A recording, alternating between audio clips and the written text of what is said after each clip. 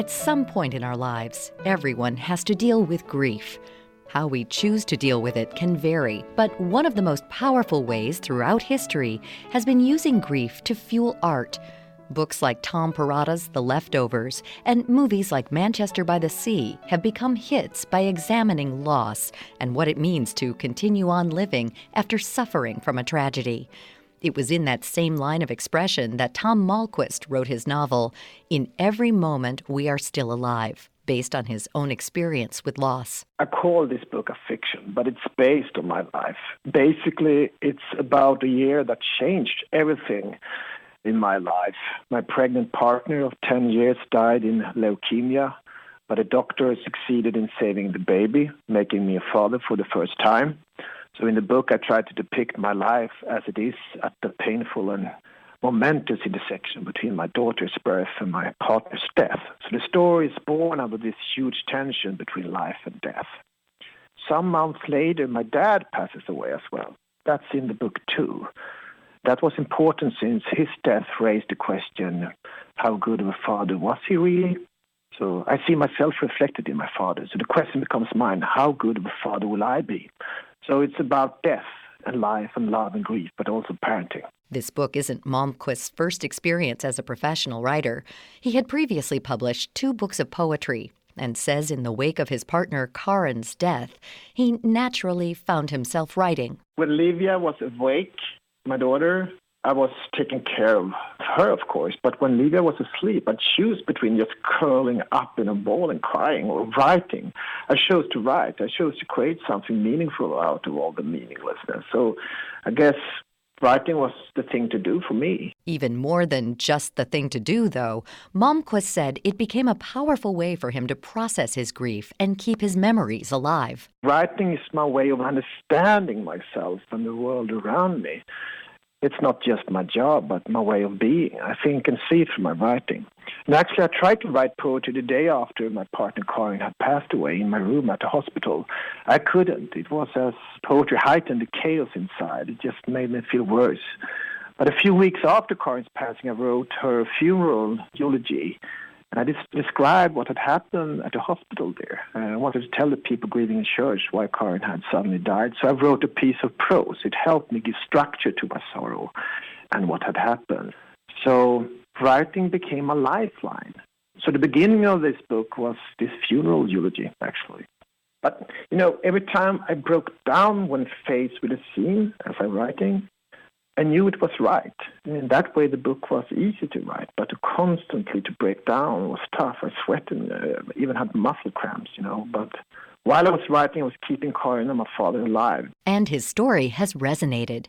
Since its initial publication in 2015, the Swedish language book has been translated into more than 20 languages worldwide, including its English version, which Malmquist helped translate. So why has his story resonated so deeply? I think when you read this book, you think that this is an ordinary guy who is pretty young and that he struggles with everyday life. I think people read this book will feel like they can both think that I'm a character as a hot-headed guy with flaws, and I think they see a human in me. One thing Malmquist set out to do from the beginning is be as truthful as possible in his retelling, for the sake of the story, but also for the sake of his daughter. I decided early on to meet my daughter Livia at her level without telling any lies. If she asked where her mom is, I answered that she's dead. I don't want to be a father that avoids the subject or goes silent. Karin's death can't become a taboo subject. And it hasn't either. We often talk about Karin. Sometimes we cry, but mostly we laugh. I see memory as a sort of fiction of reality, actually. Authors, myself included, always work with the memories, unlike a photographer or a landscape painter. As a writer, you're always writing from an after.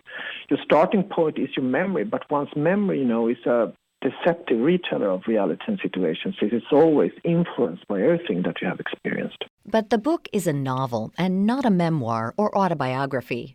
Malmquist says that's because he took editorial control over the story. He wanted it to be truthful to his experience more than he needed it to be a totally fact-based retelling. Everything in the novel is a conscious choice by me as the author. I removed scenes, I added scenes, I turned up the volume, and others have lowered it.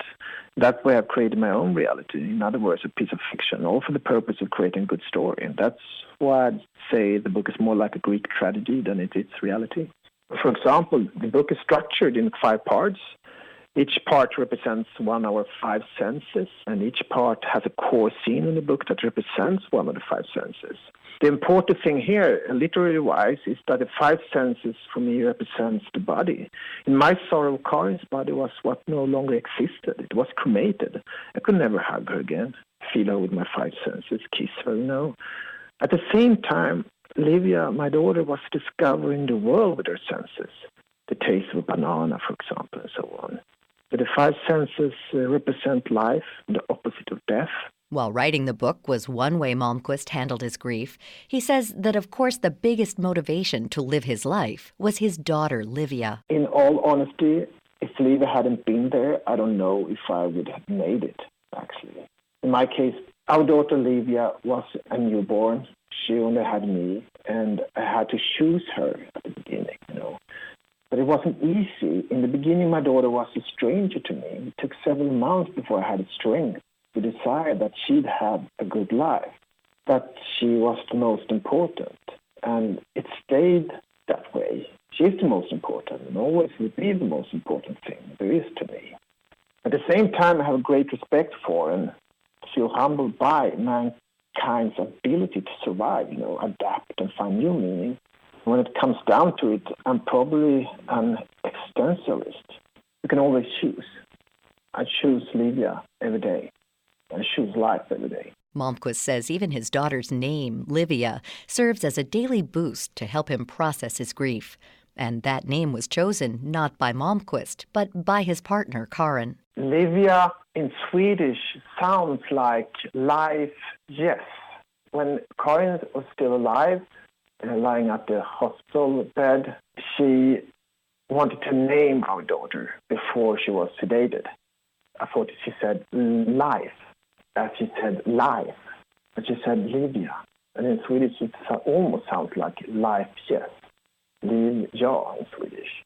So for me, her name is so beautiful. Every time I call her and want her to come to eat dinner or something, and I say, Livia, it's a reminder of everything that's beautiful for me, a reminder of life. Writing a book like Malmquist's is naturally a very personal experience, but he says he felt compelled to share his story in the hopes that it may help someone going through a hard time. I hope that whoever reads my book will feel less alone, and that they, after reading, will value life more, that even the small things in life are precious and beyond price, like the taste of coffee in the morning or your partner's dirty laundry or something. But for those in grief, I hope that the book will give them the strength to carry on and tell them that it's possible to live with grief. Experience has taught me that there is no such thing as a year of grief. Grief never goes away. I see grief as a melody that never ceases. It can vary in strength depending on the day, but it never stops. And you know what? That's okay. Not just that, it makes life richer in contrast and therefore more tangible, at least to me. Tom Malmquist's book, In Every Moment We Are Still Alive, is available now. For links to buy the book and for more information on all of our guests, visit our site, viewpointsonline.net. You can find us on Twitter at Viewpoints Radio. Our show is written and produced by Evan Rook. Our executive producer is Reed Pence. I'm Marty Peterson.